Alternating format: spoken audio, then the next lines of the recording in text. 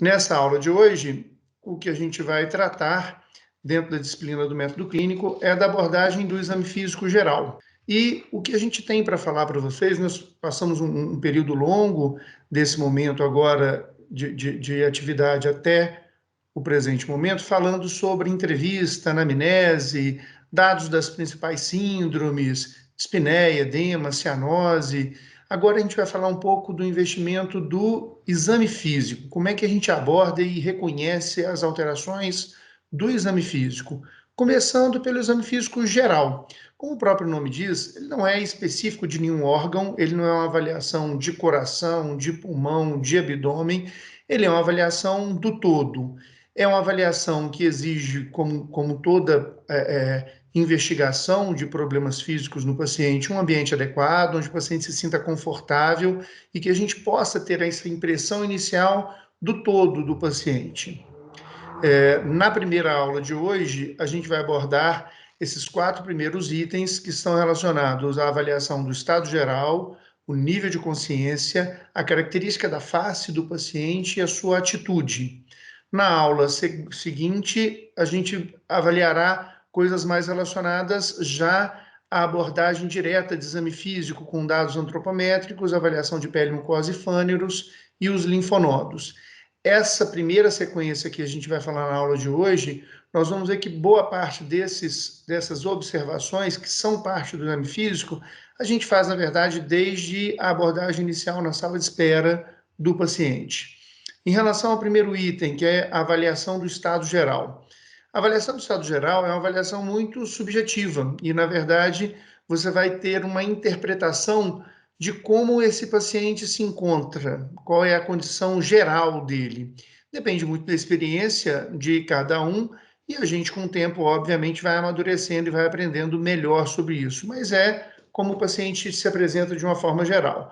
Para dar um tom um pouco mais prático, o que a gente usa como parâmetro são 3 graus de estado geral: bom estado geral, regular estado geral ou mau estado geral, que vocês vão ver que na descrição do exame físico isso também pode ser abreviado por BEG, B-E-G, de bom estado geral, REG, de regular estado geral, REG, e mau estado geral, MEG, certo? Aqui, só para a gente ter uma noção, bom estado geral é aquele paciente que ou está no nosso consultório ou está internado, mas com aspecto físico bom, capaz de se autocuidar, de se comunicar, de executar as suas funções básicas. O paciente em regular estado geral, aqui a gente tem uma senhora, por exemplo, sendo alimentada na boca pela sua acompanhante. Então já tem alguma limitação, mas ainda tem um estado geral regular. E o mau estado geral é aquele paciente que está totalmente dependente do apoio, né? Ele não tem condição de se cuidar, ele não tem condição de manter nada sem uma adequada ajuda de terceiros. Então, esse seria o paciente com estado mau, com mau estado geral. Em relação ao nível de consciência dessa abordagem de hoje, esse certamente é o ponto que carece maior fineza de reconhecimento de detalhes. O que a gente vai ter é que o nível de consciência, num primeiro momento, ele é abordado e avaliado desde o primeiro contato com o paciente. Como eu disse para vocês, dentro dessa fase do exame físico geral, boa parte das coisas a gente reconhece já na sala de espera, quando a gente convida o paciente para entrar, o comportamento durante todo o atendimento, enquanto a gente colhe dados da anamnese e depois, caso necessário, em avaliações complementares específicas durante o próprio exame físico. A primeira coisa que a gente avalia do ponto de vista do nível de consciência é se esse paciente está acordado ou se esse paciente está dormindo. Então, a gente fala disso do estado de vigilância, o quanto o paciente está vigil, o quanto que ele está alerta. Uma forma de classificar, essa é uma classificação que eu tirei do livro do Porto, ele trata essa questão dividindo nestas condições. O paciente, em primeiro estado, ele está lúcido. O estado lúcido significa que o paciente tem abertura espontânea dos olhos e ele responde adequadamente aos estímulos do médico que está avaliando. Então, ele não está simplesmente de olho aberto, ele está respondendo, ele está se comunicando com o meio. Muitos classificam essa fase do lúcido como vigil, alerta, ou seja, ele está acordado, certo? Porque o fato de estar respondendo apropriadamente aos estímulos traz realmente mais uma situação de lucidez e não só de estar de olho aberto, de estar vigil, alerta. O paciente letárgico, com o grau de letargia, ele necessita de um estímulo maior para responder. Ele precisa de um estímulo de voz, a voz às vezes um pouco mais alta, para chamar o paciente, meio que despertá-lo de um estado de sonolência. O indivíduo obnubilado é aquele que precisa de um estímulo ainda maior, habitualmente um estímulo mecânico. Eu tenho que dar uma sacudida no paciente, eu tenho que mexer com ele para que ele desperte e consiga me responder. Mas ainda assim a resposta é muito lentificada, ele realmente tem uma sonolência mais intensa. E logo que cessa o meu estímulo, a tendência é que esse paciente volte a dormir. O estado de torpor, o indivíduo torporoso, é aquele que, para despertar, para abrir os olhos e ter alguma resposta, ele precisa de um estímulo doloroso. E a resposta é muito pequena, quase que ausente. E por último, a gente tem o indivíduo comatoso, que é aquele indivíduo que mantém os olhos fechados, apesar de qualquer estímulo, a despeito de qualquer estímulo. Então, esse indivíduo está em coma. Para diferenciar isso, a gente costuma, na avaliação do exame físico, usar muito o termo lúcido, acompanhado, na verdade, da expressão não só lúcido, mas lúcido e orientado no tempo e no espaço. Vocês vão ver que essa abreviação LOTE, L-O-T-E, é muito utilizada.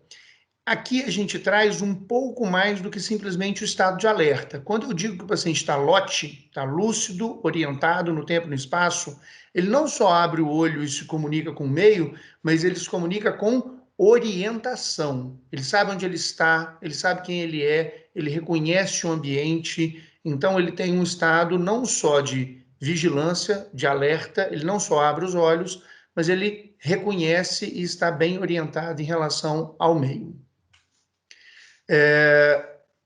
A escala de Glasgow, que a gente apresenta aqui nesse slide, ela é mais refinada. Ela foi uma escala criada especialmente para avaliação de traumas crânioencefálicos, para avaliação do paciente em alguma debilidade de nível de consciência mais significativa e que eu conseguisse graduar adequadamente. Então, ela dá pontos dentro da escala para 3 parâmetros: o parâmetro abertura ocular, a resposta verbal e a resposta motora.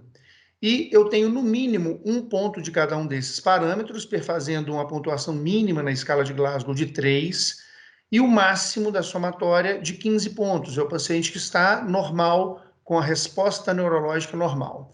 Então, a gente avalia a resposta ocular. Se esse paciente tem abertura ocular espontânea e faz contato com o meio, com o olhar, se ele só abre o olho quando eu faço comando verbal, ou ao estímulo doloroso, ou se ele não abre o olho nunca.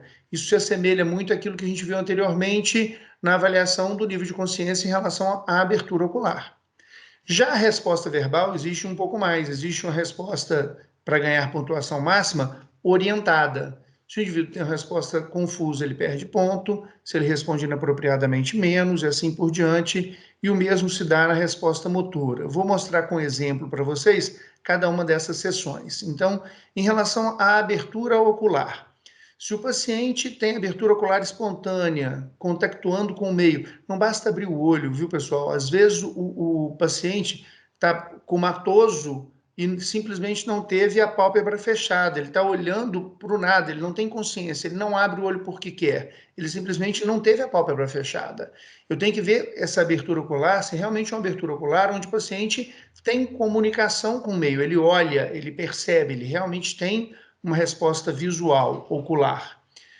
Se o paciente está abrindo o olho normalmente, ele tem abertura espontânea, ele ganha 4 pontos. Se eu preciso de estimular, seu José acorda, seu José olha para mim, ele tem uma abertura ocular, ganhando 3 pontos. Ele está naquele estágio, por exemplo, ele podia estar obnubilado e eu precisei ele podia estar letárgico, sonolento, eu precisei de chamá-lo para que ele abrisse os olhos. O obnubilado, normalmente, a gente dá uma sacudida, a gente tem um estímulo mecânico associado. Se o indivíduo abre o olho só com estímulo doloroso, ele ganha só 2 pontos. Esse é o paciente que, por exemplo, está torporoso, ele está muito sonolento, uma sonolência profunda, pré-coma, e só com dor, às vezes, ele abre mal os olhos. e se ele não tem nenhuma resposta, se ele não abre os olhos mesmo com estímulo doloroso, ele tem apenas um ponto, ele seria comatoso naquela nossa escala inicial.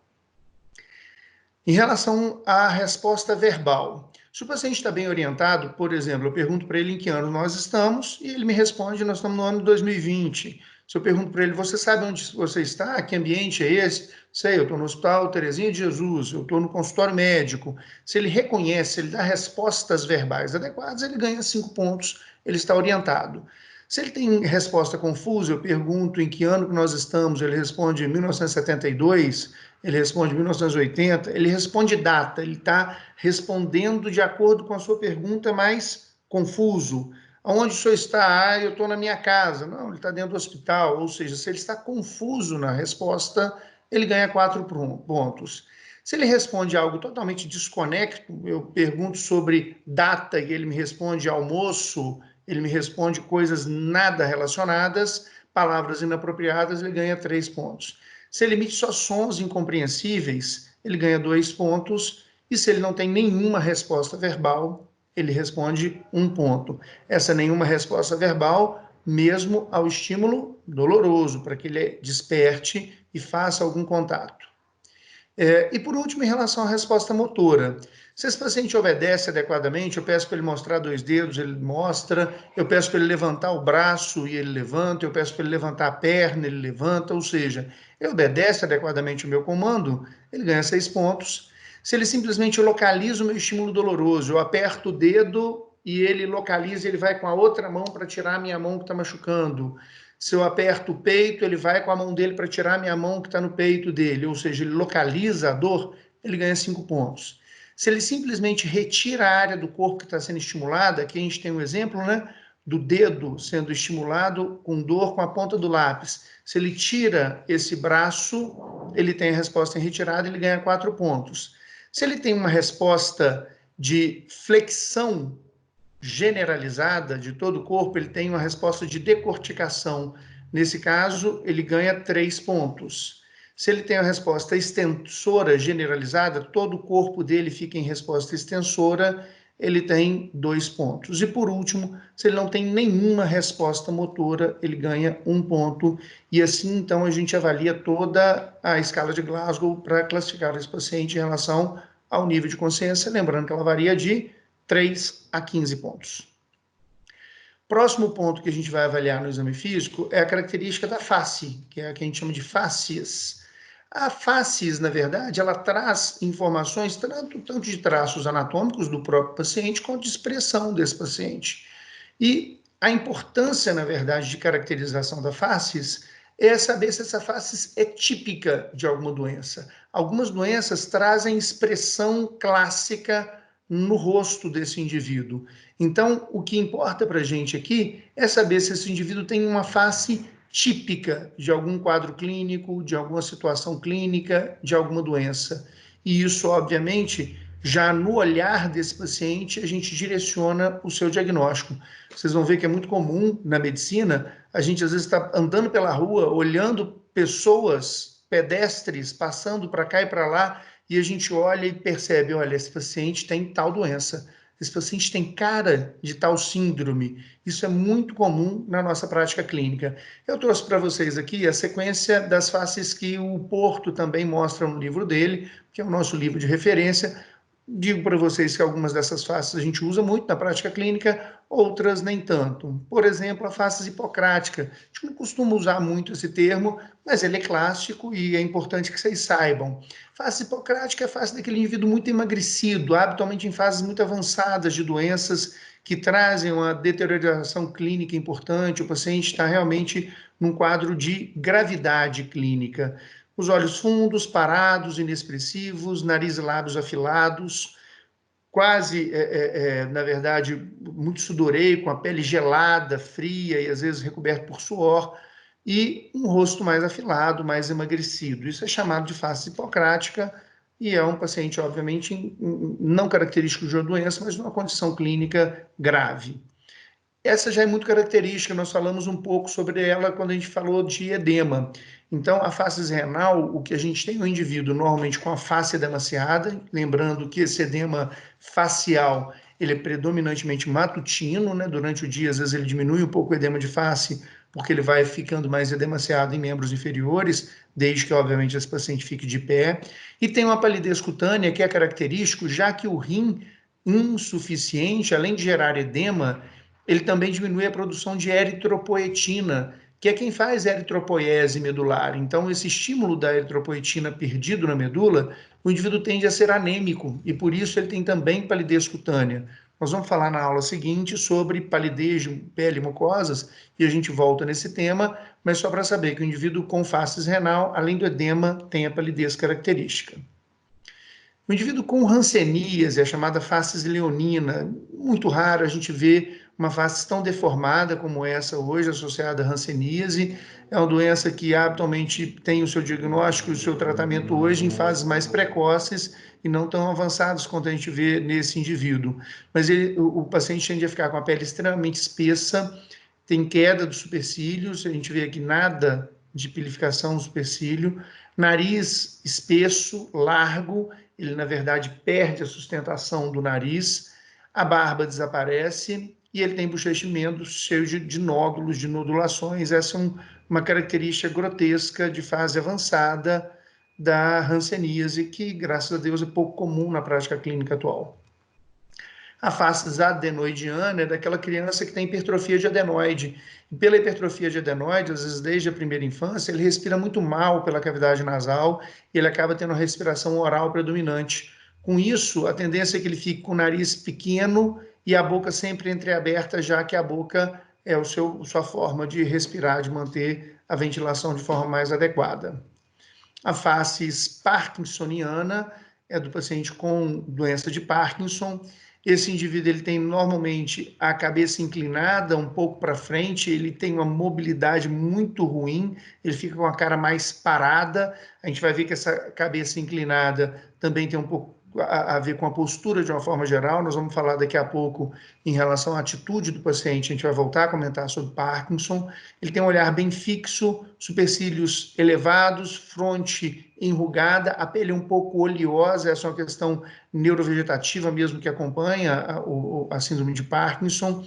E o que chama muita atenção é que essa face é meio congelada, é uma face meio como se fosse de um boneco de cera, ele não tem expressão, né? No Parkinson eu perco a mobilidade da mímica facial, então o paciente tem essa face meio que congelada, como se fosse realmente boneco de cera, isso é meio fixo, ele não expressa reações. A face basedowniana, aqui vale a pena a gente chamar a atenção, pouco tempo no fórum, né, de perguntas e respostas, houve até uma dúvida sobre a relação do edema, do hipotireoidismo e do hipertireoidismo, e a professora Edelweiss deu uma resposta bastante adequada para vocês, e eu vou reforçar isso aqui. Na face do hipertireoidismo, o que a gente tem é a tendência de um rosto emagrecido, que o paciente realmente tende a emagrecer com o hipertireoidismo, o olho é vivo, brilhante, um aspecto de ansiedade, o paciente está habitualmente muito agitado. Mas a gente tem algumas características que não são do hipertireoidismo, que são específicos, na verdade, da doença de Basedow-Graves, que cursa com o hipertireoidismo, é uma das causas de hipertireoidismo. Nessa doença autoimune de Basedow-Graves, além dos sinais do hipertireoidismo, a gente tem alguns sinais que são bastante clássicos. Então, eu tenho realmente a exoftalmia, o olho fica saltado para fora, isso porque eu tenho um edema inflamatório da musculatura retroorbitária. E eu tenho também a tendência do bócio, que a gente percebe aqui na região do pescoço, não está dentro da característica de faces, né? Mas eu vejo também uma tireoide aumentada de tamanho. Isso chama muita atenção para o diagnóstico não só de hipertireoidismo, mas de Basedow-Graves, de doença de Graves, do hipertireoidismo associado a essa etiologia autoimune específica. Aqui o outro lado da moeda, o hipotireoidismo e a face mixedematosa, né, o edema do hipotireoidismo, esse não é específico de nenhuma causa. Todas as causas de hipotireoidismo vão dar esse padrão. Um rosto arredondado pelo próprio edema, pela infiltração, que a gente comentou na aula de edemas, o nariz mais largo e grosso também por essa infiltração, pelo edema, os sulcos da face ficam mais acentuados, o cabelo é muito seco, sem brilho, habitualmente quebradiço, cai fácil, diminui também os pelos do supercílio E o paciente tem uma face de desânimo, de apatia. Eu mostrei na aula de edema um antes e depois para vocês, aqui tem outro antes e depois, uma mulher na fase do hipotireoidismo e depois de tratada, como muda, na verdade, o nariz, lábio, os olhos, aquele edema palpebral, né? Sai, o rosto fica mais afilado. Então, aqui a gente tem o antes doente e o depois tratado do hipotireoidismo. A face acromegálica é uma face bastante típica, é dessas que você passa na rua, olha e pensa, esse paciente deve ter acromegalia, né? A acromegalia é pelo excesso de produção de hormônio de crescimento, pela hipófise, normalmente por tumores de hipófise, adenoma de hipófise, que produz exageradamente esse hormônio numa fase em que eu já fechei a epífise óssea. Então, o indivíduo não cresce a sua altura final, mas ele cresce extremidades. E na face, isso faz com que ele fique com fronte avançado, mandíbula e maxilares também avançados. Então, tem uma face muito grotesca. O olho fica pequenininho porque ele cresce, na verdade, fronte, maxilar, mandíbula, principalmente. Então, o olho fica parecendo pequeno. Ele cresce nariz e orelha, porque as partes moles de extremidades ele também cresce pelo estímulo do hormônio de crescimento. Então, essa é uma face bastante característica da acromegalia. A face cushingoide, né, pelo excesso de corticosteroides, os glicocorticoides, sejam eles endógenos, sejam exógenos, eles dão esse aspecto cushingoide, que é da síndrome de Cushing, né, da alteração do endógeno de glicocorticoides. Aqui, independente se é endógeno ou exógeno, o que o indivíduo tem é um aumento, na verdade, de peso de uma forma geral, ele fica realmente com o rosto mais arredondado, esse aspecto de rosto bem arredondadinho, só que diferente do obeso puro e simples, esse indivíduo tem a pele muito fina também, induzido pelo glicocorticoide. Então, as bochechas ficam mais avermelhadas, porque a gente vê melhor vasos do subcutâneo, então fica com a pele fininha e mais avermelhada do que o normal. É o que é chamado de moon face, né? Face de lua cheia, porque fica redondinho, mas tem essa peculiaridade não só do redondinho, que também pode ser da obesidade, mas da pele fina e, portanto, mais avermelhada. A face dita mongoloide, esse nome meio estigmatizante, né? Antigamente você usava o termo mongol como até um xingamento, mas na verdade, quando você fala do mongoloide, é porque é parecido com o povo da Mongólia, né? Com o povo oriental, que tem essa tendência do epicanto, os olhos, na verdade, com esse olho mais oblíquo e distante um do outro. Normalmente, quando a gente tem a medida de um olho e de outro olho, entre os dois, a medida é mais ou menos como se coubesse aqui um terceiro olho. No paciente com síndrome de Down, essa distância entre os olhos ela é mais afastada, ela é maior do que o habitual. O rosto tende a ser mais arredondado e como esses pacientes têm macroglossia, eles têm um aumento do volume da língua, a macroglossia faz com que eles permaneçam a maior parte do tempo com a boca entreaberta. Eles não fecham bem a boca porque a língua realmente é maior do que o normal. A paralisia facial, que tem face bastante característica, diferente da paralisia central, a gente tem toda a hemiface, já que a lesão é do nervo depois que eu tenho o cruzamento das fibras, toda a hemiface ela vai ter paralisia, então esse indivíduo tem uma flacidez da região de boca, da região da face como um todo, ele não consegue fechar os olhos completamente e ele não consegue franzir a testa do lado acometido. É importante a gente salientar que o desvio da rima, né? A rima labial desvia para o lado saudável, o lado que ele consegue contrair. Aqui ele contrai a musculatura, então a rima desvia para esse lado.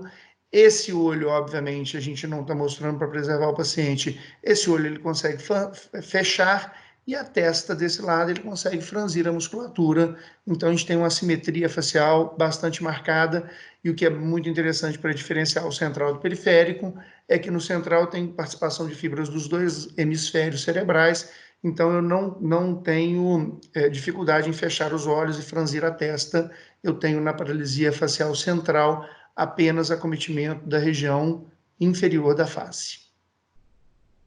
A fase miastênica, da miastenia graves, é por uma doença neuromuscular, onde eu perco, na verdade, o movimento de algumas partes, e aí chama muita atenção na face a ptose palpebral, o olho caído, né, a pálpebra caída.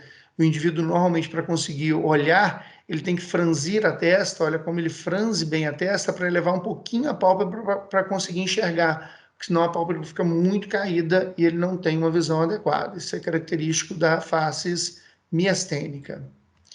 A face esclerodérmica, da esclerodermia, nós vamos ver isso em método clínico 2, no 5º período. O que a gente tem é uma pele como um toda endurecida, como se fosse um pergaminho, ela é muito aderente a plano profundo por infiltração excessiva de colágeno. O indivíduo tem um certo repuxamento de lábios, você vê que ele fica com o lábio todo franzido, isso por excesso realmente dessa infiltração de colágeno. Essa boca abre muito pouco, ele tem uma microstomia, a boca abre pouco, nariz bem afilado, um aspecto mesmo mumificado, característico da esclerodermia. Em relação à atitude do paciente, para fechar essa aula de hoje, a gente tem atitudes como a posição que o paciente adota no leito ou fora dele, se ele consegue ou não caminhar, se ele está mais restrito ou não ao leito. E essa atitude pode ser voluntária, ou seja, eu estou nesta posição porque é mais cômodo, porque é um hábito meu, ou eu estou nessa posição porque desse jeito eu me sinto aliviado em relação à dor. É o que a gente chama de posição antálgica, é quando eu diminuo a dor numa determinada posição. Nós falamos isso para vocês na aula de semiologia da dor. E eu tenho posições involuntárias, independente da minha vontade, eu assumo aquela posição de forma induzida por um processo de saúde qualquer, por um processo patológico qualquer, na verdade.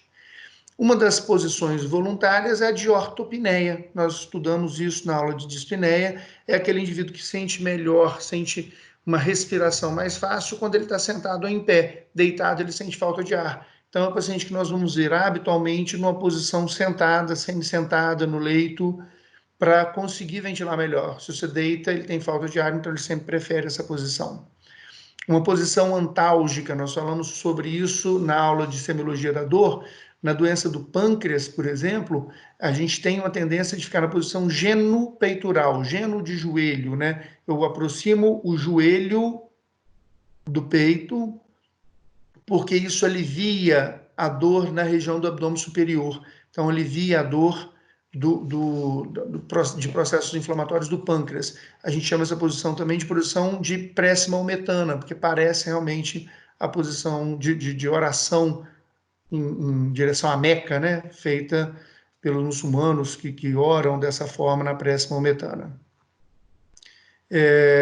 Outra posição que também é assumida voluntariamente, a posição de cócoras. Essa posição com flexão das pernas está relacionada a uma dificuldade da dinâmica cardíaca em cardiopatias congênitas. Essa foto é do Porto, né? A gente tem aí um jovem, mas na verdade essa é uma posição que a gente vê comumente em crianças com cardiopatia congênita, que para melhorar a circulação sanguínea, eles têm essa posição de cócoras para ter uma circulação mais eficiente, irrigando toda a região do corpo, principalmente das áreas mais nobres. Vamos falar sobre isso quando a gente falar de síndromes cardíacas. Outra atitude voluntária é uma atitude que, para mim, na verdade, ela é dita aqui como voluntária, mas o paciente assume essa posição também um pouco induzido pela doença, não é tanto por vontade dele, é a posição associada, mais uma vez, à síndrome de Parkinson, que a gente falou anteriormente. Então, além daquela face característica, esse paciente é um paciente que tem uma certa curvatura do corpo, ele tem uma dificuldade de equilíbrio pela doença dos gânglios da base, que é o que acontece na síndrome de Parkinson, habitualmente a mímica facial alterada, como a gente já disse, e um tremor de repouso, ele fica mexendo a mão continuamente, a gente diz que é a expressão de contar dinheiro, que ele está o tempo inteiro com um tremor fino de mãos, que é um tremor, na verdade, quando ele assume principalmente a condição de repouso. Outras atitudes voluntárias têm relação com aquele situação de conforto.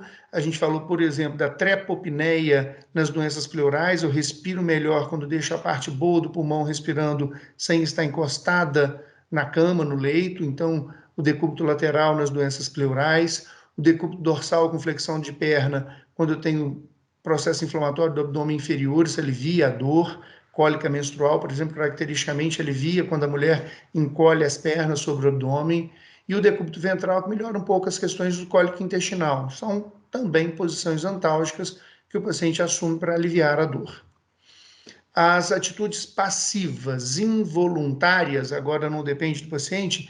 Por exemplo, um paciente que está sofrendo de um mal importante, de uma doença importante, seja agudo, seja crônico. Essa, por exemplo, é uma senhora que está acamada no leito, sem muita resposta, sem uma atitude ativa, porque a doença não permite. Isso pode acontecer também em doenças agudas graves, quando o paciente fica muito apático, ele não tem reação, ele não tem muita resposta, porque realmente a doença limita muito a sua resposta física, então a atitude dele fica passiva.